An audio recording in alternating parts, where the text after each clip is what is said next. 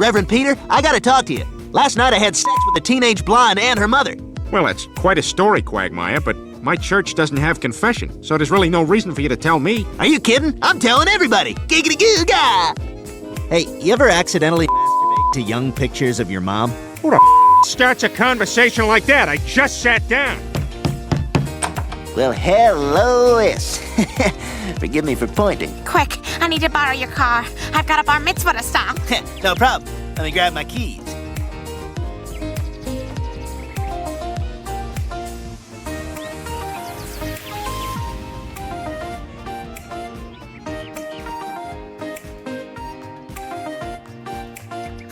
Here they are. I'm a virgin, Joe.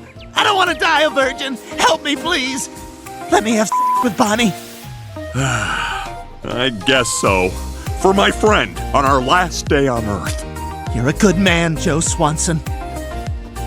That was your first time? Oh, I've had sex lots of times. I just wanted to have it again. Screw you. Who else but Quagmire? We all know Quagmire. No introduction needed. If there's a crime that exists, chances are he's got his name attached to it somewhere. His list of offenses is so long, it might as well have its own library archive. Today, we're diving into the absolute worst of the worst, the 10 most messed up things Quagmire has ever done. So buckle up, because this ride's about to get disturbing. Okay. Number 10. Insurance fraud. Quagmire once proved that a good friend is there in times of need, but in true Quagmire fashion, his way of helping turned into complete chaos.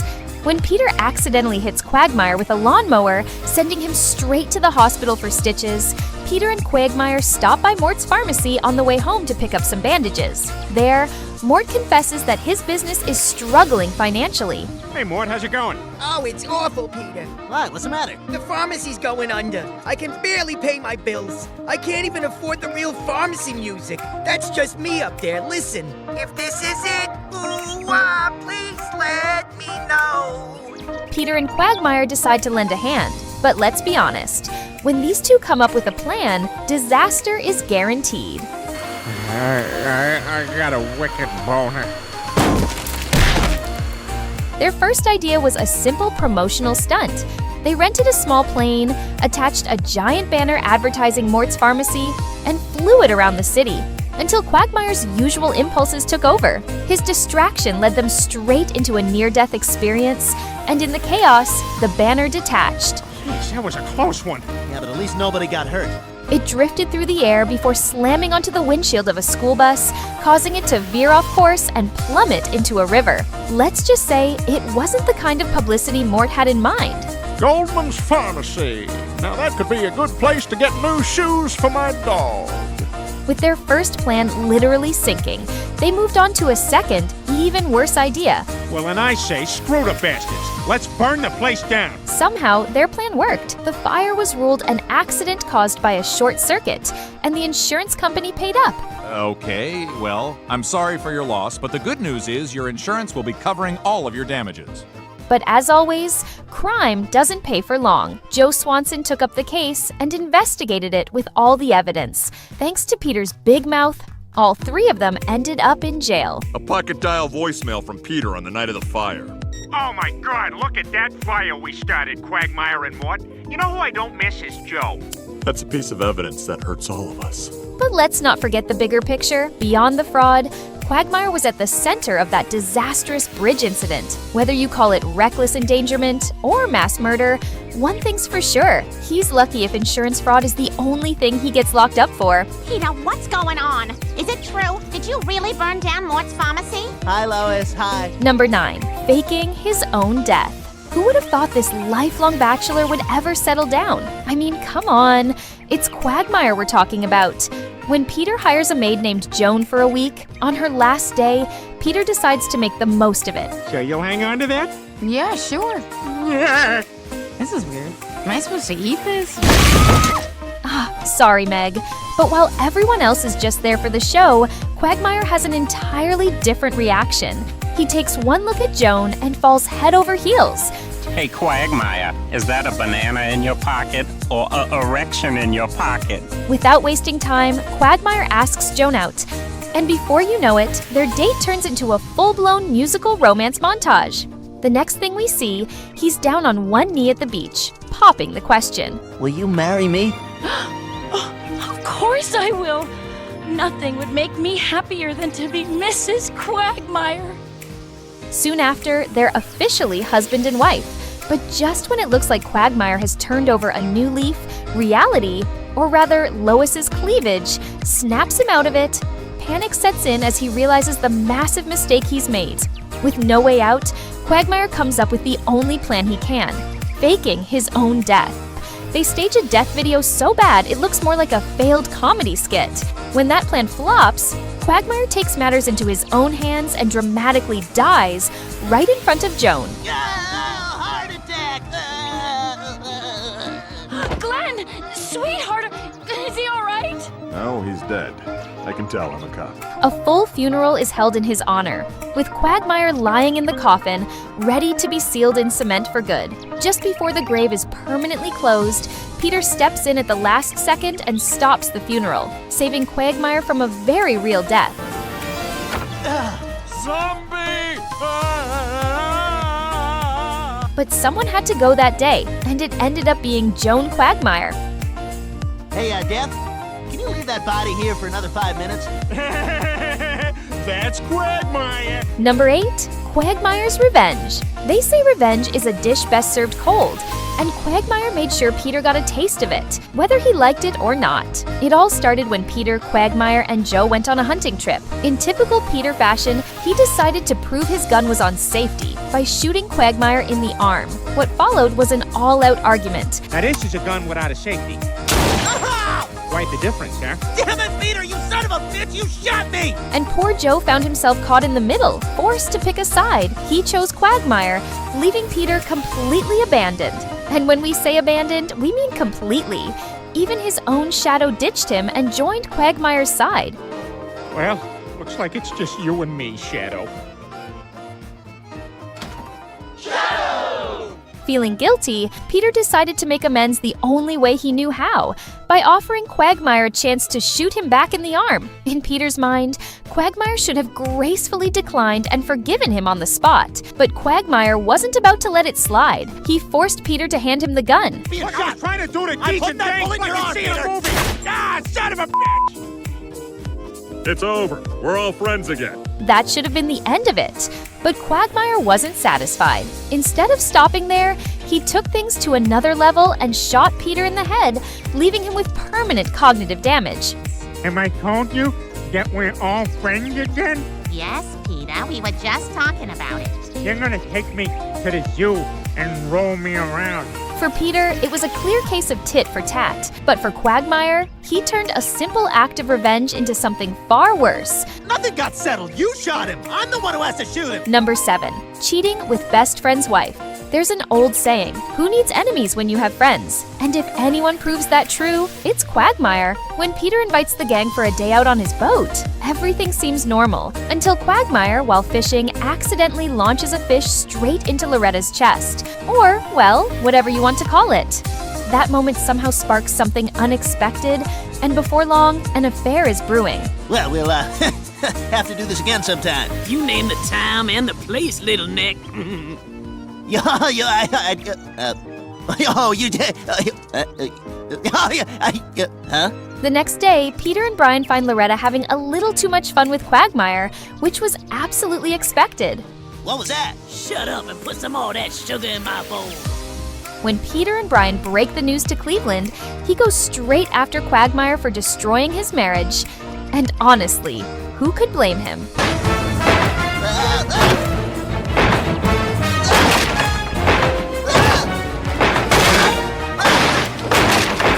The betrayal ran deep. In the end, Cleveland forgives him. But let's be real, after something like that, no one should ever trust Quagmire with anything. Not with friends, not with relationships, and definitely not with children. Number 6, Quagmire's perfect date. When Tom Tucker announces that The Bachelorette is coming to Quahog in search of male contestants, there's really only one person who would jump at the chance. Oh, hey, Brian. I gotta get on that show. Come on, I'll do anything. Anything? Nope, none in here either. Okay, good. So can I be on The Bachelorette? Yeah, good night. The very first thing we see, Quagmire caught with his pants down, doing God knows what.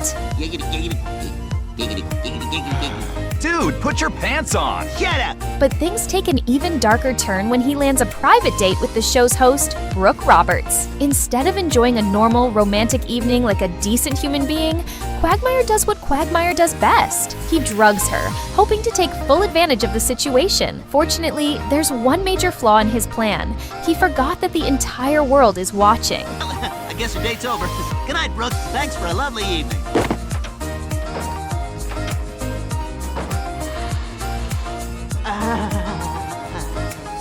Quagmire. Some things never change. Gwen. Number 5. Quagmire's father. Adding this to the list honestly makes my skin crawl, but when it comes to Quagmire, nothing is off limits. Yeah, you like this, Principal Goodrich? Huh? It all starts when Quagmire buys a laptop from a tech store, only to crash it almost immediately with an overwhelming amount of viruses. And let's be real, we all know exactly how that happened. It's frozen. Oh my god, it crashed. The whole thing just crashed. Jeez, Quagmire, calm down. We'll figure it out. No, Peter, the whole thing's fried. I can't even. Oh, damn it! What the hell? Hey, you clicked accept.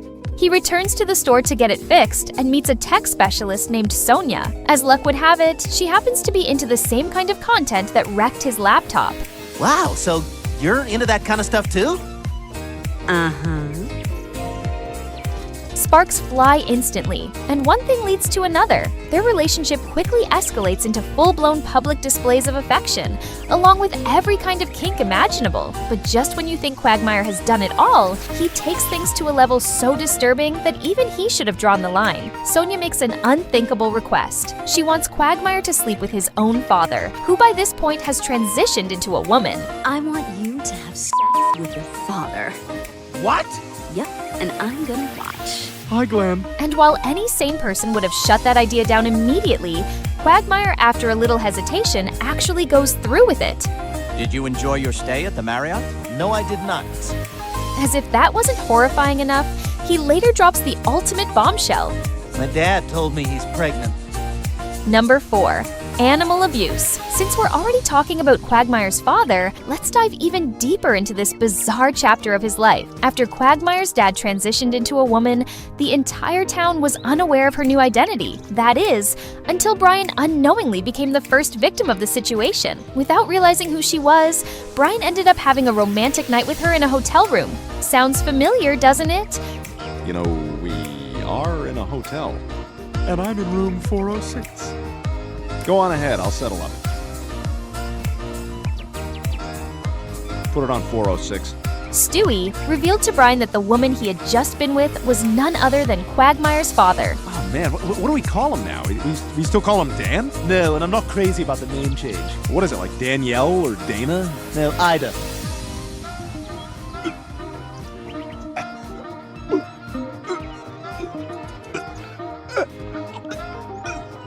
Meanwhile, on the other side of town, Quagmire's dad, now identifying as Ida, expressed newfound feelings for Brian, believing she had finally found love.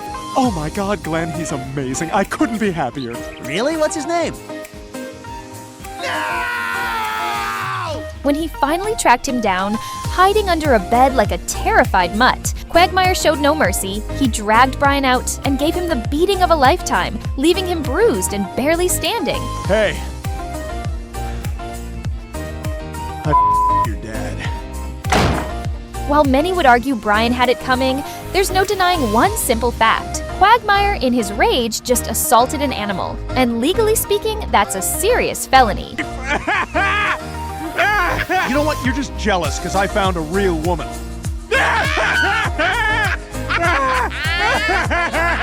Number 3, lost daughter. This world is full of people, but somehow an alarming number of them seem to be connected to Quagmire.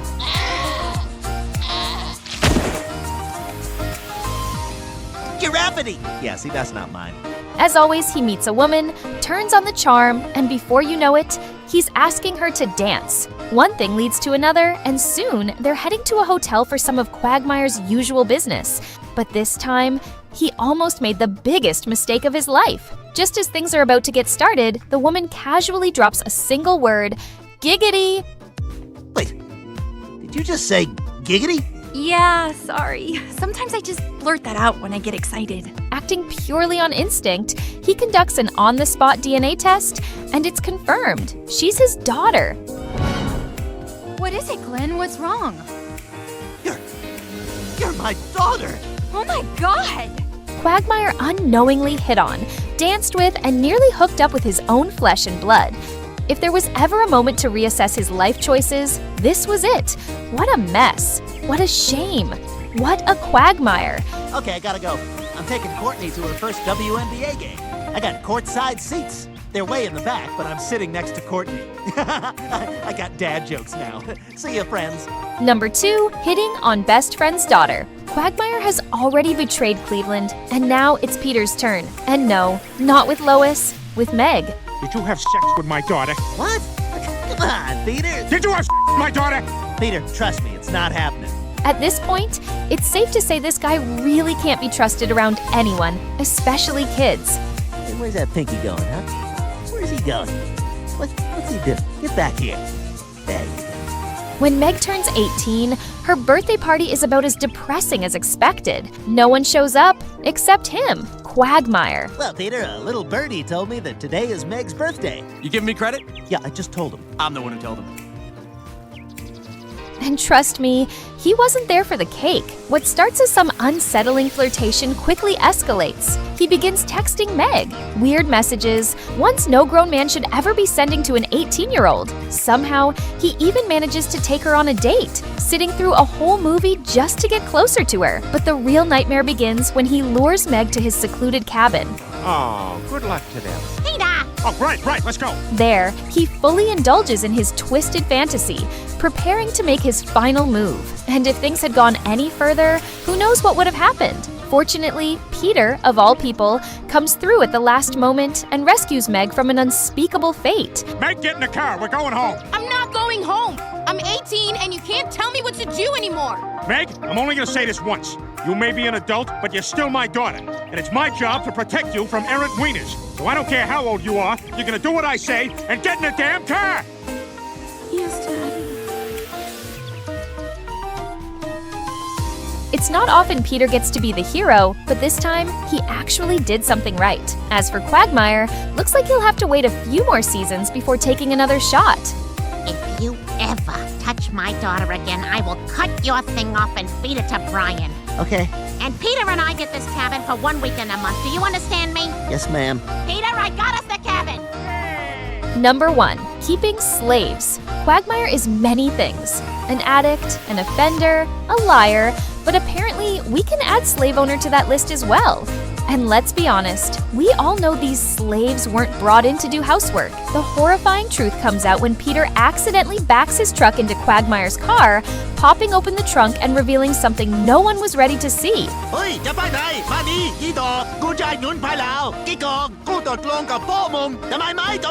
A group of women, all in two-piece bikinis crammed inside. With his car wrecked, Peter offers to drive him to the airport. But just when it seems like the situation couldn't get any worse, Peter crashes into Quagmire's garage, only to unleash even more captives. Quagmire, I am so sorry. Don't worry about it. We can go after them. Don't worry about it. They're tagged. Just get me to the airport. At this point, it's less of a scandal and more of an international crime scene. And if all of that wasn't bad enough, Quagmire somehow still manages to one-up himself. While his friends are literally stranded on a plane waiting for him to rescue them, he's busy having fun with Stewardess. Because in Quagmire's world, nothing, not even human lives, comes before his needs. Let us forever remember this beautiful young woman, taken from us in the bloom of youth, yet as unspoiled as when she was born. Who else but Quagmire? So if you like this content, please like and subscribe because I'm Zach Sawyer, and I go where I'm needed.